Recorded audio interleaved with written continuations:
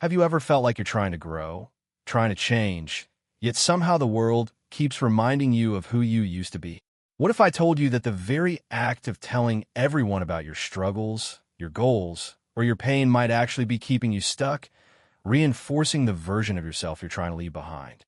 In this video, we're going to explore why silence can be your most powerful tool, why private transformation is stronger than public validation, and how the simple act of speaking less and doing more can completely change the trajectory of your life.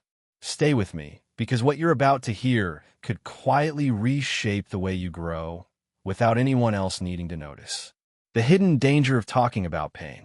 Every time you share your struggles, your setbacks, or the time someone hurt you, it feels like relief, doesn't it?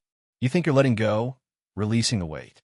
But in reality, you're doing something far more subtle and dangerous.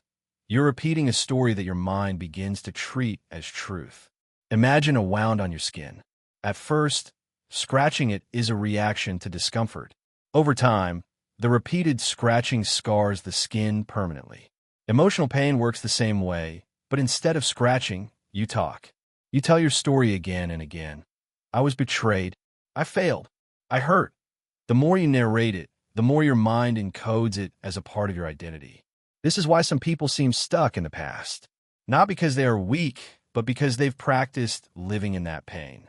Every conversation about it, every post on social media, every retelling in a small group, or even to yourself reinforces the same patterns of thought, the same emotional loops. Here's the twist. Relief is not healing. Relief is temporary. It's a momentary escape from the discomfort of silence. True healing begins when you stop feeding the pain with words, when you reflect privately, and when you allow the wound to close naturally without dramatizing it. The Stoics understood this centuries ago. Marcus Aurelius and Epictetus didn't view silence as weakness.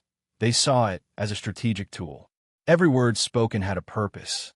Pain was not a performance. It was an internal lesson, something to be processed, not narrated.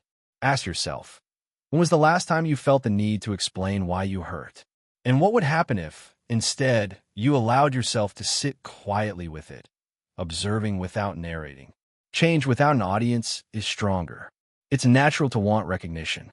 Human psychology craves validation, but the deepest transformations never require an audience. Think about it. If no one knew you were changing, would you still do it?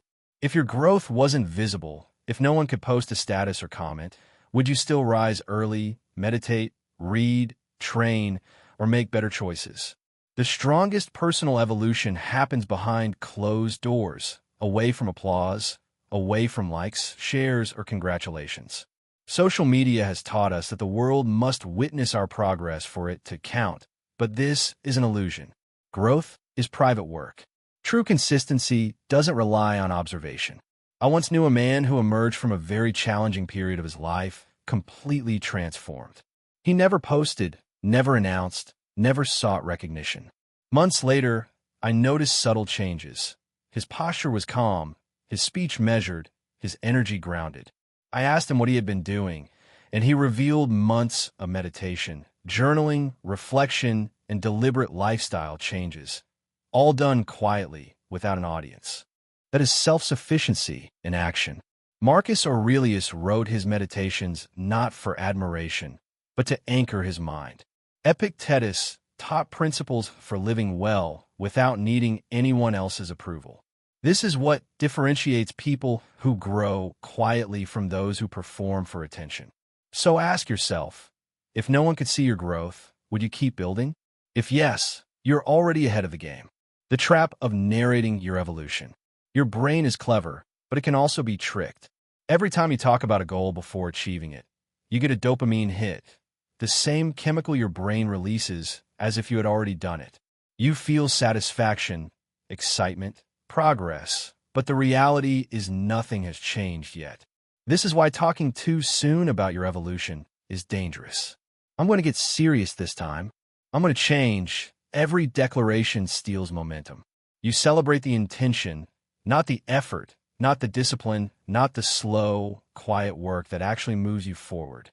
Think of it like popping champagne at the base of a mountain. You celebrate before the climb. But climbing is where real growth happens. Talking prematurely can trick your mind into feeling accomplished while you remain stagnant. The Stoics called this private discipline. Marcus Aurelius didn't announce his work on himself. He lived it. Epictetus didn't seek validation. He embodied his philosophy. When your progress is quiet and consistent, it becomes unshakable. When it's publicized before it's real, it becomes fragile. Ask yourself, are you performing your evolution, or are you quietly building it? Repeating the old story keeps you stuck. Many people live in stories that no longer serve them. The person who continually recounts past failures, betrayals, or disappointments doesn't just share memories. They live them repeatedly. Think of someone who, in every social setting, slips back into the same tale of past pain. The problem isn't the story itself. It's that they've woven it into their identity. Every retelling reinforces a mental loop, a habit of thought, a way of being. You can break this cycle. Stop narrating your past. Stop letting old failures define your present. Each time you choose silence over repetition, you disrupt the script and allow a new story to emerge. Epictetus said, "It's not things that disturb us, but our judgments about them." The moment you stop judging yourself through the lens of old experiences, you reclaim control. Doing it for yourself means you don't need to say it. If you do something solely for your own growth, you don't need to announce it. Real change doesn't ask for attention. It doesn't need likes, comments, or applause. It needs consistency, integrity, and personal commitment. I've seen people rebuild themselves quietly after trauma, heartbreak, or failure. They exercise, meditate, study, or create without telling anyone. Over time, their presence shifts. Their energy, calm, and confidence speak louder than any social media post ever could. Doing it for yourself frees you from the trap of performance. You no longer chase validation, you chase mastery. You no longer perform growth, you embody it. Not everyone deserves to know what's inside you. You felt it, sharing something deeply personal, only to be met with indifference, judgment, or misunderstanding. That sting isn't because you were wrong to feel. It's because not everyone is capable of holding your truth. Silence here is strategic protection.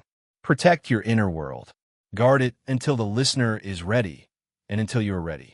Stoics didn't advise endless silence. They advised discernment. Know who deserves access to your growth, your struggles, your victories. Ask, am I sharing for connection, for validation, or for release? The answer will guide you. Speak less, act more. Words without action are empty. Announcing goals, intentions, or changes without follow-through is exhausting for you and everyone around you. True strength comes from quiet action, from waking early, building discipline, reflecting, and executing without announcing. People respect the one who does, not the one who talks.